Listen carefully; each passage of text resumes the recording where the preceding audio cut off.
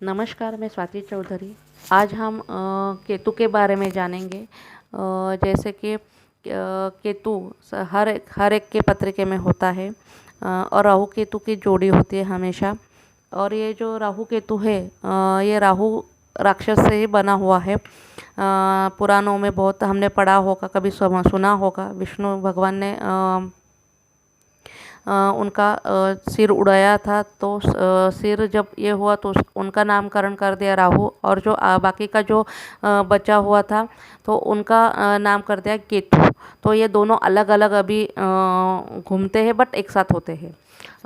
तो अभी इस में हम केतु के बारे में जानेंगे। केतु का जो केतु से हम देखते हैं, मतलब जैसे कि राहु जितना बुरा है उतना केतु बुरा नहीं है, पहले तो ये।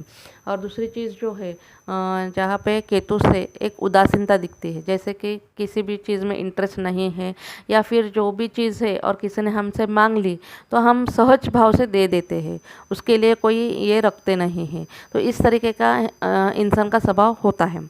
दूसरी चीज़ जो देखी जाती है वो होती है, जैसे कि कोई इंसान बहुत धार्मिक होता है तो उससे रिलेटेड उसका घूमना फिरना देखा जाता है।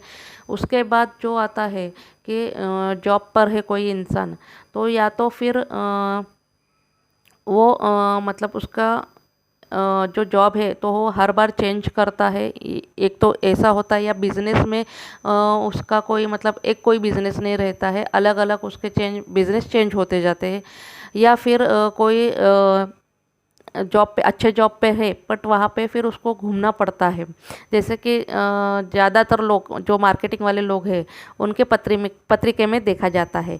फिर वो 10 हाउस में हो सकता है, 9th में हो सकता है, 11th हाउस में हो सकता है, 2nd हाउस में हो सकता है, या 5th हाउस में, या 12th हाउस में। मतलब ये सारी चीज़ें वहाँ पे देखनी पड़ती है कि इनमें से किसी में केतु है या और उसकी नज़र है।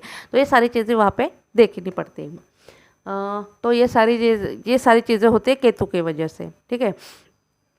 तो और हाँ, और एक चीज़ होती है कि जिसके वजह से पैसा टिकता नहीं है किसी का घर में। तो हमें ये तो पता है, लक्ष्मी माता का तो करना ही करना होता है उस टाइम पे। तो उसके बारे में मैं थोड़ा सा बोलती हूँ। जैसे कि लक्ष्मी माता का अगर हम करते तो उसका कवच पढ़ सकते हैं, या तो फिर अपने पास उसके लिए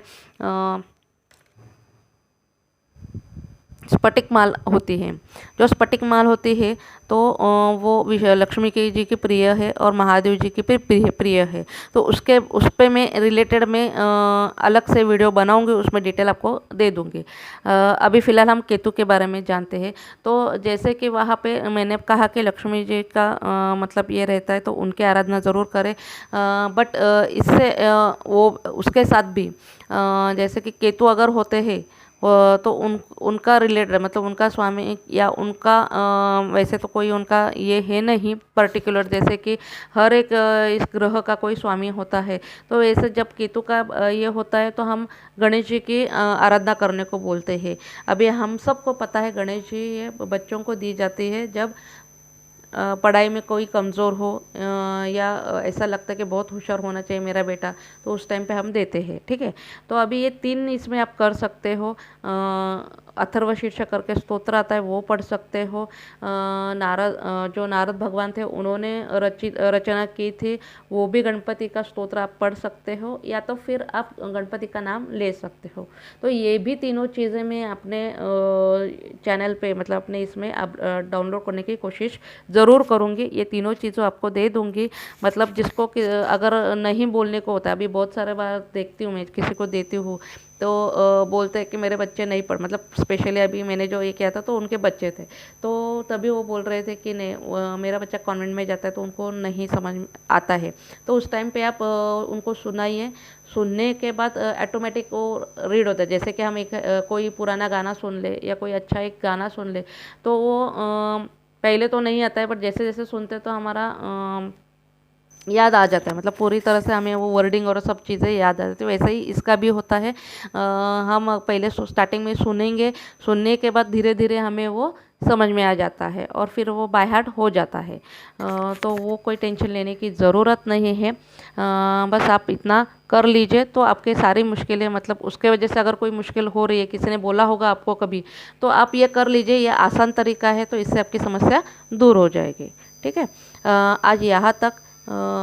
धन्यवाद। कोई क्वेश्चन होगा तो कमेंट बॉक्स में ज़रूर कीजिए, मैं उसका आंसर देने की ज़रूर कोशिश करूँगी। धन्यवाद।